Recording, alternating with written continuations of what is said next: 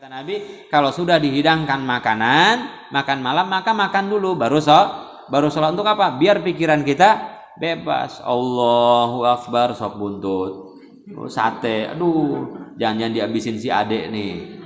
Jangan, aduh, bapak pulang lagi. Biasanya bapak yang habis ini. Oh, nggak kelar-kelar tuh. Ya, makan dulu Artinya juga pikiran-pikiran yang kemungkinan mengganggu kita dalam sholat, bereskan. Nah, ini mau sholat, film di pause dulu, matiin dulu. Kayaknya seukuran habis sholat nih beres nih, masak air Allahu Akbar, mikirin air tuh, yakin ya. Pernah Rasulullah itu Rasulullah pernah bilang sama Sayyidatina Aisyah, ya Aisyah, itu kirom itu baju yang ada warnanya, atau selendang yang ada warnanya, selimut yang ada warnanya. Kata Nabi. Assalamualaikum. Sebelum videonya mulai, jangan lupa dukung channel Kajian Remaja Official dengan cara like, comment, dan subscribe ke channel ini ya. Terima kasih.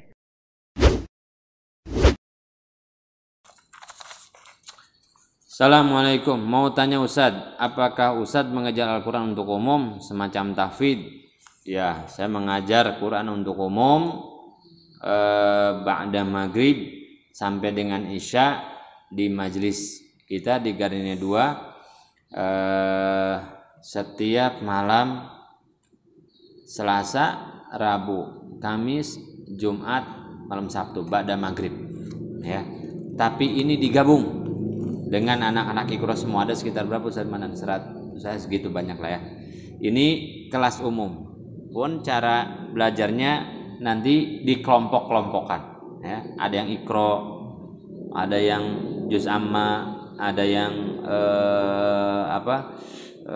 Quran, ada yang tahfidz ya, dikelompokkan halakoh modelnya gitu ya. Silakan datang. Kalau untuk khusus tahfidz saja boleh, setiap hari kita ngaji ba'da subuh jam 10, jam 2 itu ngaji Qurannya ya, ngaji Quran. Nah, salah satu pembimbingnya adalah Ustadz Manan ya. Ustadz Manan, ada Ustadz Manan Hafidz, ada Ustadz Rafli Hafidz. Yang mau ngaji kiroat, yang senang kiroat ya, itu malam Jumat ngaji tilawah, kori ngaji kori. Siapa tahu punya bakat suaranya. Saya pikir daripada nyanyi nggak jelas, mendingan belajar kiroat. Tapi laki-laki saja ya, karena ustadznya bujangan ya. Takutnya santriwati nggak mau pulang, itu aja. Ya, karena ngaji Quran itu saya titip pesan laki-laki dengan laki-laki ya. Ngaji Quran itu perempuan dengan perempuan. Yang laki-laki cari ustadz, perempuan cari ustazah. Kenapa ustadz begitu? Terjadi diskriminasi? Bukan ya. Karena kalau ngaji Quran harus ngeliatin muka, ngeliatin wajah ya.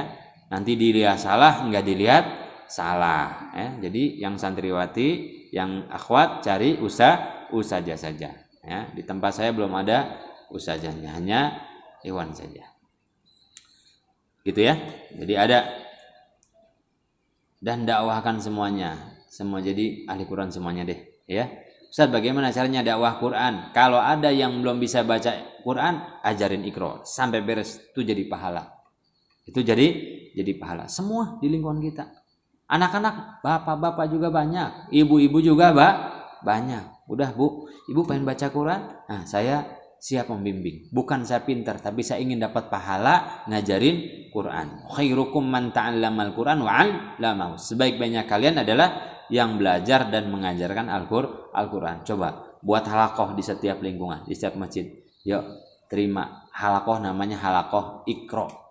Jadi ustadzahnya namanya Ustadz Iqra. Udah, luar biasa itu. Itu kerjaan wali itu.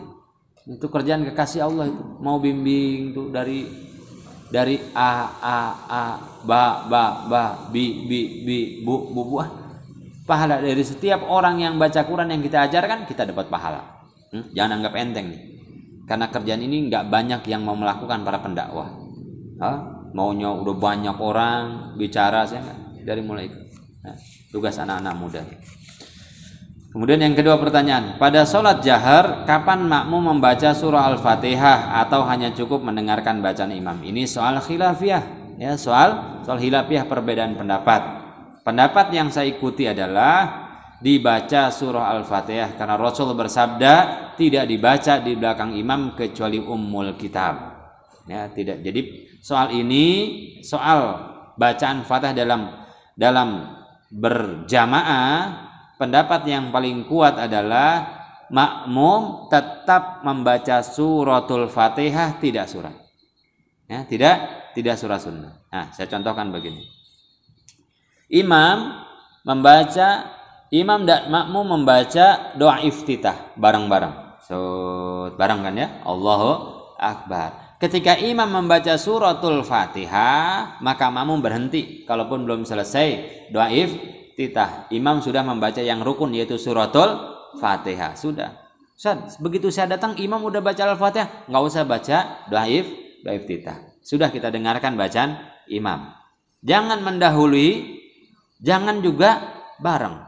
Setelah imam selesai, waladhdallin, amin, ya, amin, baru makmum baca suratul Fatihah.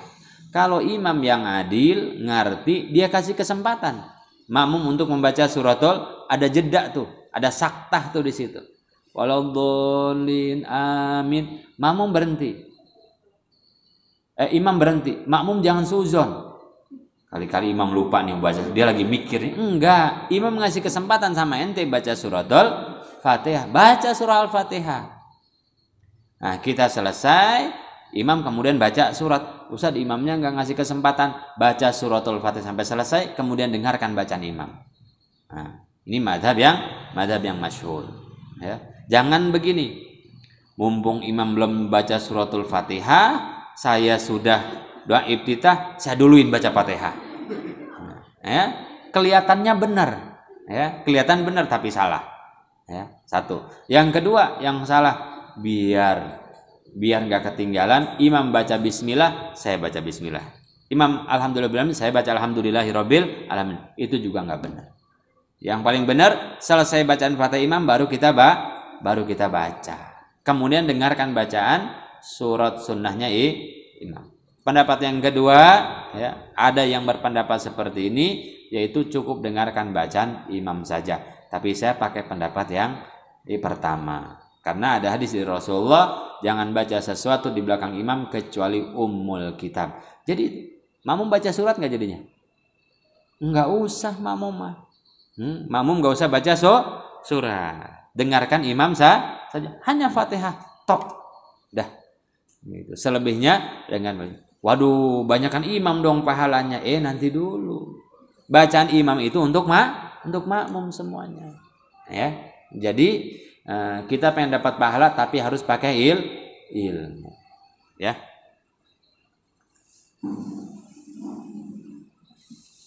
Jadi dua-duanya. Yang ketiga, bagaimana caranya agar kita mempunyai ikatan zahir dan batin dengan guru. Yang pertama, harus tahu dulu kenapa kita harus punya guru, dan guru seperti apa yang kita cari. Yang pertama, bahwa karena kita tidak langsung bertemu dengan Nabi Muhammad SAW, maka kita perlu guru. Ya, karena kita tidak langsung bertemu dengan Rasulullah, kecuali kita bertemu dengan Nabi. Saya ikut Al-Quran, ikut Sunnah, barusan kemarin ketemu Nabi, langsung boleh.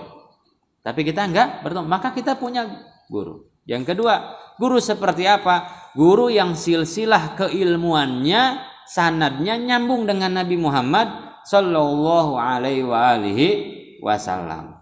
Ya, kalau hadis ini harus tahu nyambung ke Rasulullah lewat jalur mana. Gak bisa ilmu itu mungut-mungut begitu saja. Kenapa? Karena khawatir Al-Quran dan Sunnah ditafsirkan oleh sekelompok orang yang mempunyai misi duniawi, ditafsirkan seperti itu, kemudian kita ikut. Cari guru yang ikhlas, yang punya sanad dengan Nabi Muhammad, samping terus silsilah. Dalam bahasa ilmiah kita namanya sanad atau mata rantai, termasuk bacaan Quran. Ya. Ustaz Manan hafal Quran, dapat bacaan Hafaz, ya. Riwayat Nafi. Dari mana jalurnya? Terus ada sanadnya. Ya. Supaya untuk apa? Menjaga kemurnian agama ini, ya, supaya tidak diselewengkan oleh orang-orang yang punya kepentingan duniawi. Oh, ada nih orang yang dibahas soal umroh mulu, nggak taunya punya travel umroh. Nah, kayak gitu, ya, nanti kecenderungannya ke sana. Harus silsilahnya. Ketiga, kenapa kita harus punya guru? Ya. Karena guru orang yang mengerti soal satu bidang ilmu, ya, nuntun kita. Shallu kama ra'aitumuni usolli, salatlah kalian sebagaimana aku salat. Gimana orang kita belum pernah melihat Nabi? Ada yang pernah melihat Rasulullah salat? Tapi Nabi nyuruh, salatlah kalian sebagaimana kalian melihat aku salat. Siapa salat yang kita lihat? Nabi salatnya dilihat oleh sahabat. Sahabat salatnya dilihat oleh tabi'in. Tabi'in salatnya dilihat oleh atba'ut tabi'in. Atba'ut tabi'in salatnya dilihat oleh ulama, terus sampai ke guru-guru kita di kampung itu. Nah, itu ya. Yang ketiga itu. Yang keempat adalah karena Rasulullah yang mengangkat para ulama, para guru-guru itu menjadi pewarisnya. Al ulama warathatul anbiya. Ulama itu adalah pewaris para nabi dalam hal keilmuan. Maka itu disuruh oleh Nabi, cari ulama yang benar, cari ulama yang soleh, yang alim. Orang itu bisa jadi soleh tanpa alim, ya, bisa jadi ahli ibadah tanpa alim. Yang seperti itu jadikan kawan. Tapi guru khusus, kita ngangkat guru ustadz harus yang alim, sanadnya jelas, keilmuannya jelas, kitab yang dihatamkannya juga jelas semuanya. Nah, kalau sudah ketemu seperti itu, bagaimana kita punya ikatan zahir batin dengan guru? Ta'alluq dengan guru itu dengan mengamalkan apa yang diperintahkan oleh guru. Kelas itu yang paling utama. Guru nyuruh sholat, kita sholat. Guru suruh ngaji, kita ngaji. Guru suruh baca Quran, kita baca Quran. Maka akan ada ikatan kita dengan guru. Pertama. Yang kedua adalah dengan mendoakan guru. Maka kita min ahli sunnah wal jamaah selalu sebelum ngaji kita doakan guru. Karena saya nggak bisa ngomong begini kalau nggak ada guru yang ngajarin. Mana kita tahu alif lempeng, alif bengkok, alif maksuroh, alif mamdudah. Kalau guru tidak mengajarkan, maka wajar setiap kita akan ngaji kita doakan guru. Maka kalau saya baca itu bukan mantra tuh, ya. Nah, ya Allah, limpahkanlah pahala yang saya lakukan saat ini diantaranya untuk para guru-guru yang telah mengajarkan kita bil Fatihah. Nah, banyak kita nggak ngerti, Ustaz baca apa sih itu, baca mantra tuh kayak itu. Enggak. Kalau di bahasa Indonesia kan, kemudian ya Allah, saya mendoakan menghadiahkan pahala Al-Fatihah ini kepada guru-guru yang mengajarkan saya, yang mengarang kitab ini, yang menyebarkan ilmu ini. Wajar dong, karena kita tahu dari jasanya guru. Mengamalkan yang perintahkan guru. Kemudian yang kedua adalah mendoakan guru. Yang ketiga beradab dengan guru dan keluarganya serta keturunan. Ini panjang babnya, minimal itu 3 ya. Yang paling utama adalah kita mengamalkan apa yang guru perintahkan, apa yang guru inginkan. Guru pengen kita jadi ahli Quran, jadi guru. Gitu. Nantinya ada robitoh, nantinya ada ikatan kita dengan guru. Banyak nih, ya. Singkat-singkat aja.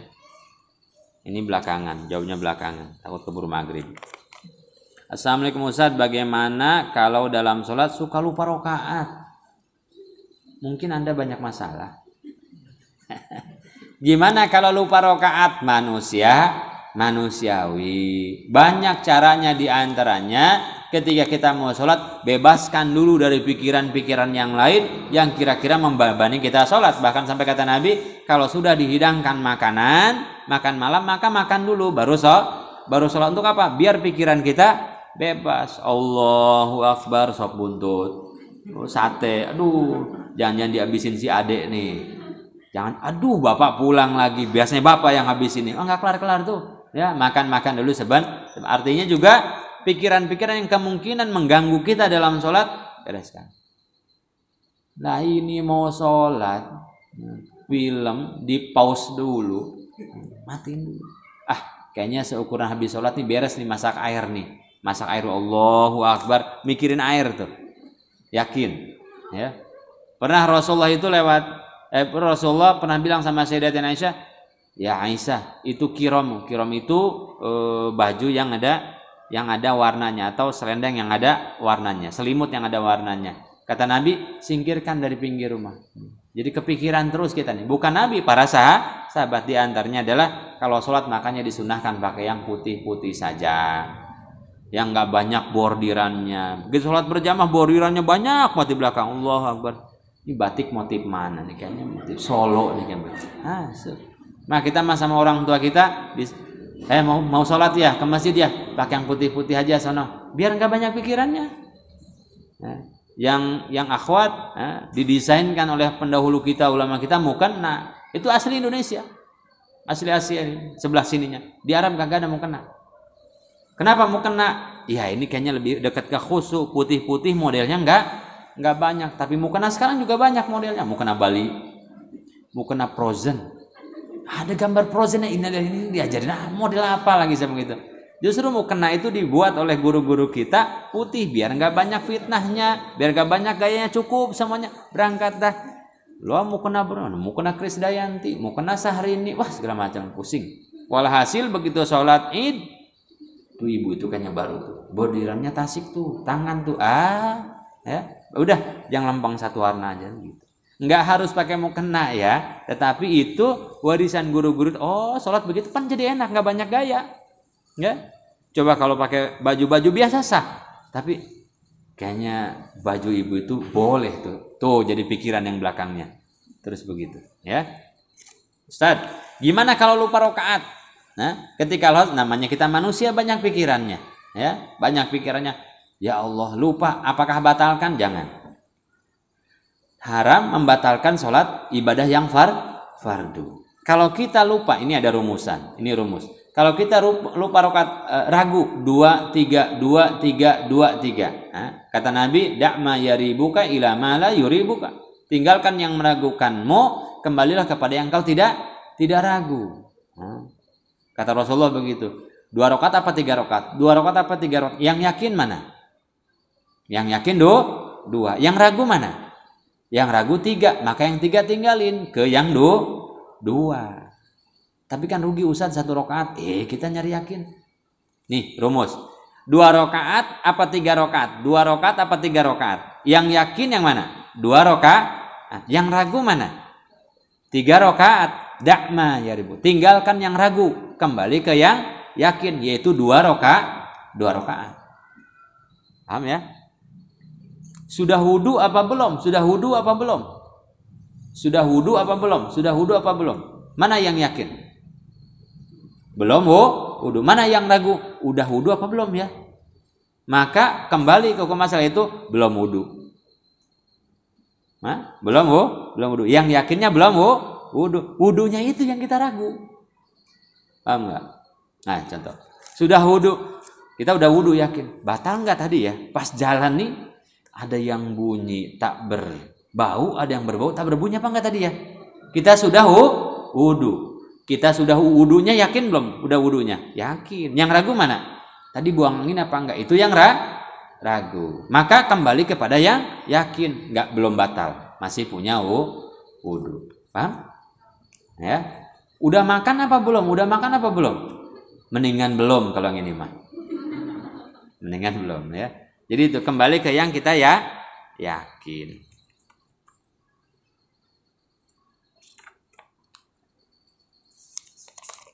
Assalamualaikum, mau tanya salam. Bolehkah seorang perempuan mengupload fotonya di sosial media? Enggak boleh. Singkat kan? Tidak boleh. Pakai rapi Ustaz, pakai syari, kagak boleh. Enggak boleh. Jadi fitnah.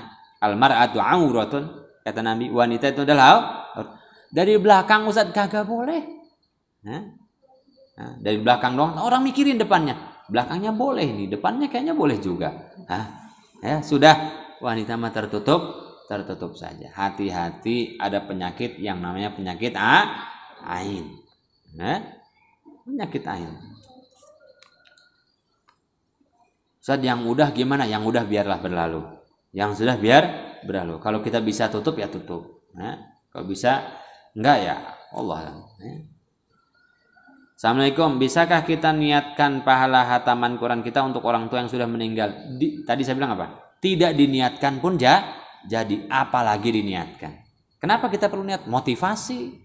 Ya, motivasi. Apa sih yang bisa kita lakukan untuk orang tua kita yang sudah meninggal? Gak ada lagi. Kecuali anaknya jadi soleh. Kecuali ibadah anaknya. Kecuali sedekah anaknya. Tapi kan ketika kita niatkan, ya Allah, saya ini dulu waktu ibu saya ada bangornya, saya minta ampun. Waktu belum ngaji, luar biasa bangornya. Orang main petasan di luar sama di dalam rumah, begitu ya. Betapa kita bikin susahnya orang tua. Ya Allah, saya niatkan, tekadkan nih, saya pengen hatamin Quran buat ibu saya. Saya belum pernah bikin ibu saya bahagia ketika beliau hidup. Saya pengen hatamin Quran. Boleh. Ya Allah, sampaikan pahala ini untuk ibu saya. Jadi. Kemudian, apabila sedang bepergian dan kebetulan sudah masuk waktu duha dan kita juga mempunyai wudhu, bolehkah sholat sambil duduk di transportasi umum, bus, kereta dan sebagainya? Boleh. Ya, kalau sholat sunnah boleh kita sambil di atas kendaraan. Ya, karena Rasulullah dalam buku Luman katakan Rasulullah ketika sholat sunnah di atas kendaraannya. Tapi kalau sholat fardu Rasulullah tuh turun. Saya lagi bawa motor, ya jangan, Allahu Akbar, ya. Sekiranya aman, Allahu Akbar, nyusruk. Gara-gara ngaji Sabtu sore ini kata gitu. Sekiranya aman di atas kendaraan, Allahu Akbar, sholat.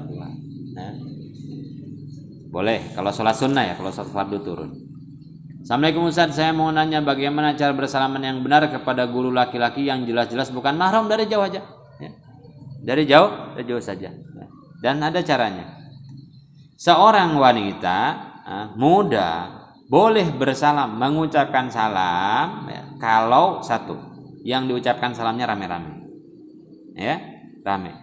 Kamu sendiri, nanti sendiri di sini. Nah, di sini ada guru-guru dengan yang banyak atau laki-laki. Assalamualaikum, waalaikumsalam. Sekiranya tidak menimbulkan fitnah, itu emang guru saya, kan gitu. Itu emang orang kampung sini tapi yang tua gitu. Dia rame-rame. Assalamualaikum waalaikumsalam. Kalau rame. Atau kebalikannya, ya. Sekelompok wanita bersalam kepada satu orang laki-laki. Itu boleh. Tapi kalau satu laki-laki, satu wanita tidak boleh. Ya. Apalagi wanita disangka godain, nanti laki-laki kegeeran. Dia ngucapin salam sama saya. Kan? Ya boleh. Satu. Walaupun itu guru. Kalau sendiri. Nah, kalau gimana salamannya? Ya salamannya tetap dari jauh, ya, tetap dari jauh. Atau Rasulullah pernah bersalam sambil melambaikan tangan. Assalamualaikum, waalaikumsalam. Enggak usah digini-gini. Ya. Pak, dari mana Pak? Baik, kabar baik, alhamdulillah, sudah. Gitu ya. Jadi gimana kalau gurunya begini, ya, gurunya udah maaf, misalkan gurunya memang nggak tahu agama ya, guru kita di sekolah atau di mana tempat kuliah begini, ya kita begini aja, nggak enak, nggak ada urusan nggak enak dalam maksiat ya. Tapi kita jangan kemudian Bapak dosa tahu pegang neraka, nggak usah begini aja ya, maaf, ngerti kok, orang mengerti. Bukan mahroma, masya Allah, sama dengan megang api neraka itu. Cuman kita yang suka salah apa, mahram yang nggak kita sadar. Ipar, kakak ipar atau adik, punya kakak ipar, itu mahram tuh, begini. Maaf, saya misalkan dengan kakak ipar saya begini. Kenapa Bu? Itu mahramnya mahram sementara, ya. Jadi kakak ipar itu nggak boleh. Boncengan motor berdua nggak boleh. Ya. Berdua di rumah dengan kakak ipar, ada ipar tidak boleh. Itu apa ya? Kan kalau misalkan saya punya ada ipar perempuan, saya nggak boleh nikah dengan adik ipar saya kalau istri saya masih ada. Ketika istri saya sudah tidak ada, meninggal, boleh nggak dengan adik ipar? Boleh, itu namanya mahram sementara, nggak boleh. Beda dengan ibu mertua. Kalau ibu mertua itu mahram abadi, yaitu sampai kapanpun kita tidak boleh menikah, maka itu mah boleh, cium tangan boleh. ya. Tapi ibu mertua saya masih muda, walaupun masih muda, nggak boleh. Makanya nggak ada bekas mertua nggak ada. Mantan istri ada, mantan mertua ada nggak? Nggak ada. Supaya anak kita tidak kehilangan nenek kakeknya, gitu ya. Ini yang suka hilaf adalah, yang suka kita lupa adalah soal ipar. Ipar itu tetap nggak boleh. Assalamualaikum Ustaz, saya mau tanya apakah boleh memajang gambar foto bernyawa di rumah? Tergantung, ya, tergantung. Satu, kalau fotonya tidak menampakkan aurat, tidak menimbulkan fitnah, fotonya memotivasi kita, misalkan bapak kita, ibu kita, atau guru kita, boleh-boleh saja. Ya, itu. Yang kedua, fotonya itu bukan foto yang sekiranya itu dijadikan ibadah oleh agama yang lain. Nah, boleh-boleh saja. Ya Allah, kalau ngeliat foto bapak saya langsung pengen sholat aja. Enggak apa-apa, ada kebaikannya. Fotonya artis Korea Ustaz, fitnah itu mah nggak usah. Oh, poster Korea, Lee Min Ho atau apa tuh kan itu mah nggak boleh. Ya, tidak boleh. Saya punya foto guru saya ditampang di rumah. Kenapa? Begitu ngeliat semangat saya. Ingat lagi kemudian pesan-pesan beliau, semangat ngajar lagi. Assalamualaikum Ustaz, apakah sholat rawatib qobliyah harus dilaksanakan di awal waktu? Sholat rawatib qobliyah yang pasti yaitu, maksudnya kalau kisah sudah lewat nih, ya sudah lama lewat ya, udah mepet asar menjelang maghrib, apakah ada sholat qobliyah? Nggak ada, tidak ada. Kenapa? Yang fardu hampir kehabisan. Ya, tapi kalau misal di tengah-tengah dan kita nggak ketinggalan jamaah, maka kita sholat qobliyah nggak apa-apa. Kita lagi sholat qobliyah, tiba-tiba qomat. Nah, gimana? Apa yang kita lakukan? Muadzin nggak lihat-lihat ke belakang, batalin sholat sunnah kita, batalkan, keluar langsung ke sholat fardu. Karena yang fardu sudah ditunaikan, maka tidak ada lagi sholat sunnah. Dan gak usah melototin muadzin. Kan yang banyak ketinggalan kan akhwat kan, ya. Ya Allah, baru Allahu Akbar. Ya udah batalin, udah rugi banget terus aja, padahal imam sudah takbiratul ihram. Nah, ini yang sudah yang wajib, yang sunnah tinggalkan. Gitu. Wah, ini panjang pertanyaannya.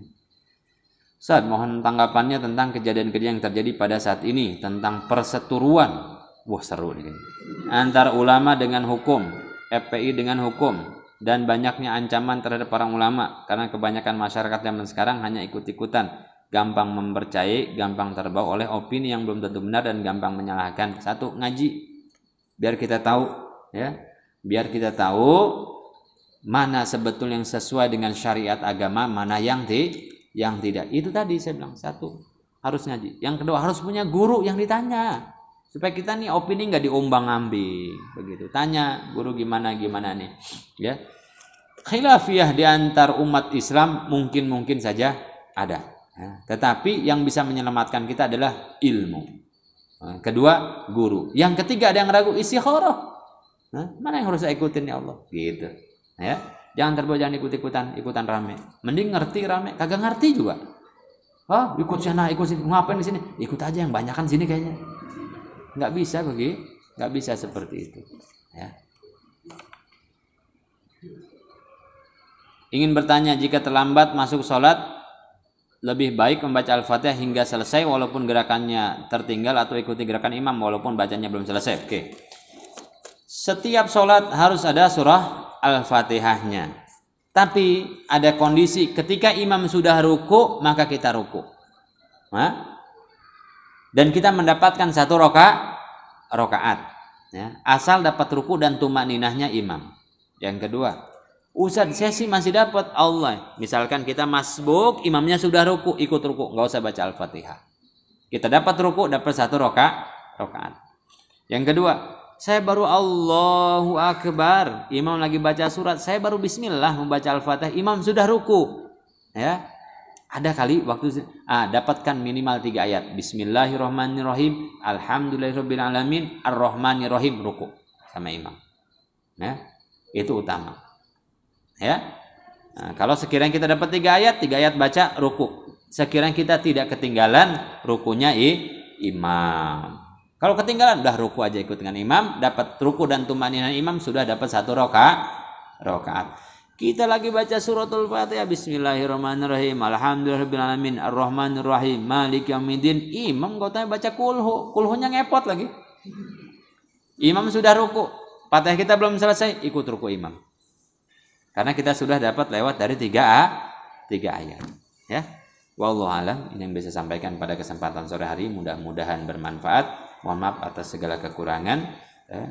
Kita doakan orang tua kita mudah-mudahan dipanjangkan umur oleh Allah Subhanahu wa taala, mudah-mudahan diberikan kesehatan ibu bapak kita, semua keluarga kita. Wabah ini diangkat oleh Allah Subhanahu wa taala sehingga kita bisa ibadah taat lagi seperti sedia kala sebelum ada wabah ini. Al-Fatihah. A'udzubillahi minasyaitonir rajim. Bismillahirrahmanirrahim. Alhamdulillahirabbil maliki yaumiddin. Iyyaka na'budu wa iyyaka nasta'in. Siratal ladzina an'amta 'alaihim ghairil maghdubi 'alaihim waladdallin. Amin. Akhirul kalam, subhanaka wa bihamdika asyhadu an la ilaha illa anta astaghfiruka wa atubu ilaik. Wa a'udzu minkum. Wassalamualaikum warahmatullahi wabarakatuh.